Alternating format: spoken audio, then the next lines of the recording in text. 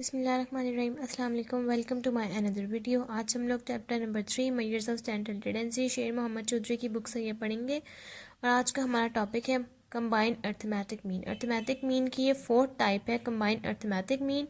तो आज हम इसकी डेफिनेशन डिफाइन करते हैं। वो है हमारे पास if x bar 1 x bar 2 so on to x bar k be the arithmetic mean of k distribution.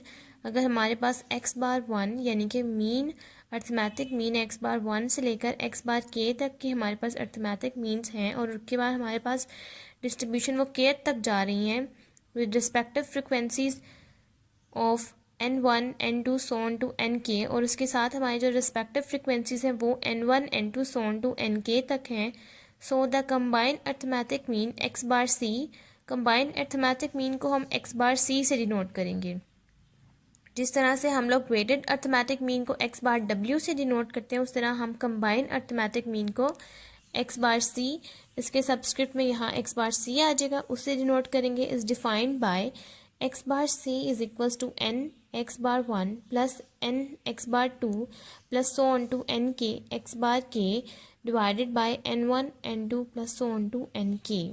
ये इसका फार्मूला है कंबाइंड मीन को सॉल्व करने के लिए। और उसके बाद इसको हम फर्दर सॉल्व करें तो इसके साथ समीशन आ जाएगा। n1 से लेकर nk तक है तो ये हमारे पास समीशन ni हो जाएगा। ये हमारे पास n1 है। n1 से लेकर nk तक है तो समीशन ni हो जाएगा और x बार i हो जाएगा।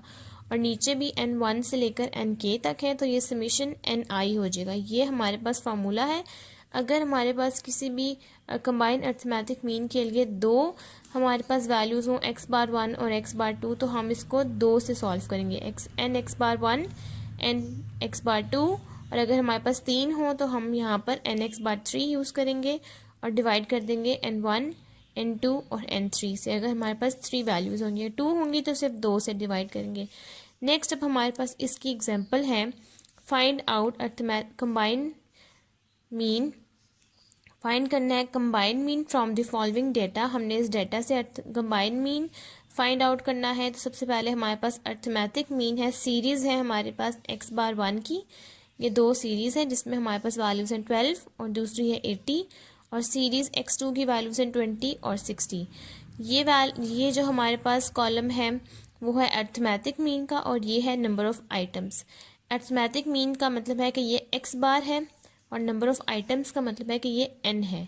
तो उस हिसाब से अब हम इसका सोल्यूशन स्टार्ट करते हैं और देखते हैं कि हमारे पास स्टेप नंबर 1 यहाँ क्या आता है।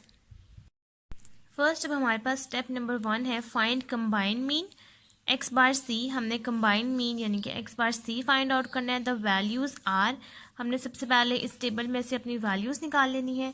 जैसा कि इस टेबल के अकॉर्डिंग ये अर्थमेटिक मीन यानी कि एक्स बार है, हम यहाँ लिख लेंगे कि ये एक्स बार है और ये नंबर ऑफ़ आइटम्स यानी कि n है। तो कंबाइंड मीन के अकॉर्डिंग हम यहाँ अपना फार्मूला लिख लेंगे, वो है x bar c is equals to, हमारे पास दो x हैं, x1 और x2। तो हम यहाँ लिखेंगे जो इसका फार्मूला बनेगा दो के लिहाज से, n1 x bar 1 plus n2 x bar 2 divided by n1 plus n2। अब हम इस फार्मूले के अकॉर्डिंग इन वैल्यूज़ को पुट करेंगे। सबसे पहले हम देखेंगे हमारे पास n1 क्या बनता है।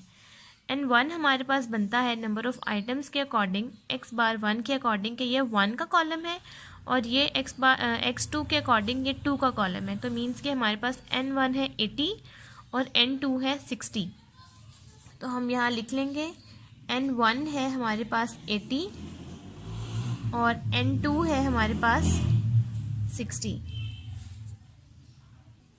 और नेक्स्ट हमारे पास अर्थमेटिक मीन यानी कि x बार 1 और x बार 2 चाहिए। तो हमारे पास x बार 1 यहाँ से बनेंगे इस टेबल के अकॉर्डिंग 12 और x बार 2 हमारे पास बनेगा 20। अब इन सब वैल्यूज़ को हम इस फार्मूले में पुट कर देंगे। इस फार्मूले को हम लोग इक्वेशन नंबर 1 का नाम दे देते हैं। अब हम इक्वेशन नंबर 1 के अकॉर्डिंग हम यहाँ लिखेंगे equation number 1 becomes x bar सी, क्योंकि हम लोग कंबाइंड अर्थमेटिक मीन को एक्स बार सी से डिनोट करते हैं। तो अब हम वैल्यूज़ पुट करेंगे, वो आ जाएंगी 80 multiply by 12 plus 60 multiply by 20 divided by 80 plus 60। अब हम इन सब वैल्यूज़ को मल्टीप्लाई करते हैं। 80 को 12 से मल्टीप्लाई करेंगे और 60 को 20 से, देन इन दोनों वैल्यूज़ को हम ऐड कर लेंगे। हमारे पास आंसर आता है 2160 और हम लोग 80 और 60 को ऐड करेंगे, हमारे पास आंसर आता है 140। अब हम लोग 216 को 14 पर डिवाइड करेंगे तो हमारे पास आंसर आता है 15.43।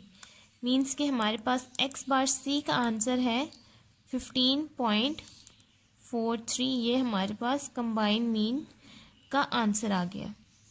अब हम इसी टॉपिक की नेक्स्ट एग्जांपल देखते हैं। नेक्स्ट हमारे पास ये कंबाइन अर्थमेटिक मीन की एग्जांपल नंबर 2 है, जिसकी स्टेटमेंट है the average wages of 4 men is ₹17 per week. कि हमारे पास एवरेज वेज है 4 मेंस का जिसकी ₹17 है पर वीक की, जिसकी हमारे पास इनकम है 17। What is the average ways of further 6 men if the average ways of all 10 men is ₹20। अगर हमारे पास फर्स्ट मैन है जो कि है 4, उनकी एवरेज वेज है पर वीक की ₹17 और सेकेंड इन्होंने स्टेटमेंट जो हमें दी हुई है उसमें एवरेज वेज दिया हुआ है जिसके 6 मैन हैं लेकिन उसकी इनकम नहीं गिवन। और उसके बाद इन्होंने फर्दर इसकी ओवरऑल स्टेटमेंट मेंशन की हुई है कि अगर हमारे पास 10 मैन हैं तो उनकी ₹20 है। तो इस स्टेटमेंट के अकॉर्डिंग सबसे पहले जो हमारे पास मेंस हैं वो हमारे पास नंबर हैं, यानी कि नंबर ऑफ मेंस। सबसे पहले हम इस स्टेटमेंट में वो लिख लेंगे, यहाँ लिखेंगे नंबर ऑफ मेंस। हमारे पास यहाँ 2 हैं, एक है 4 जिसकी इनकम 17 है, दूसरा 6 जिसकी इनकम मेंशन नहीं है। तो सबसे पहले हम लिखेंगे N1 के मेंस, वो हैं हमारे पास 4 और उसके बाद है N2 के, वो है हमारे पास 6। तो टोटल हमारे पास हो गया इन दोनों का 10 मेंस है जो कि ये मेंशन है, ये 10 मेंस।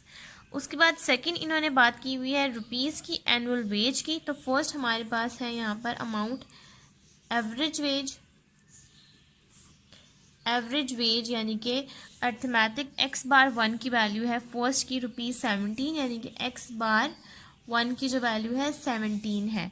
उसके बाद जो इन्होंने कहा हुआ है if the average ways of all 10 men is ₹20, वो इन्होंने ओवरऑल की बात की हुई है। इन्होंने सेकंड वाले एनुअल वेज की रुपीज़ नहीं दी हुई, तो इसका मतलब है कि हमारे पास एक्स बार 2 की वैल्यू गिवन नहीं है और हमारे पास जो यहाँ पर जो वैल्यू गिवन है, जो टोटल एवरेज की बात हुई हुई है, वो है एक्स बार सी की वैल्यू, वो है हमारे पास 20। तो हमारे पास कंबाइंड अर्थमेटिक मीन का फार्मूला होता है x bar c is equals to N1 x bar 1 plus N2 x bar 2 divided by N1 plus N2। अब इस स्टेटमेंट के अकॉर्डिंग हमारे पास एक्स बार 2 की वैल्यू नहीं है, तो हम यहाँ एक्स बार 2 की वैल्यू फाइंड आउट करेंगे एक्स बार सी की वैल्यू पुट करके।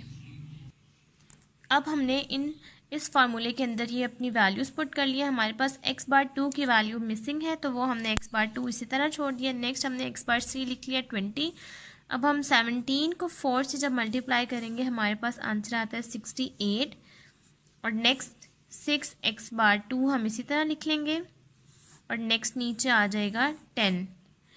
अब ये 10 हमने यहाँ पर मल्टीप्लाई करवाना है क्योंकि हमें एक्स बार 2 की वैल्यू चाहिए, तो हम 10 को यहाँ मल्टीप्लाई करेंगे, हमारे पास आंसर आएगा 200 is equals to 68 plus 6 x bar 2, equation number 1। ये हमारे पास इक्वेशन नंबर 1 बन गया। अब हम 200 को में से 68 को माइनस कर देंगे क्योंकि हमें एक्स बार 2 की वैल्यू चाहिए, तो हम ये वाली वैल्यू को यहाँ ले आएंगे, तो हम यहाँ इसको सब्ट्रैक्ट कर देंगे। यह आ जाएगी 200 minus 68 is equals to 6 x bar 2।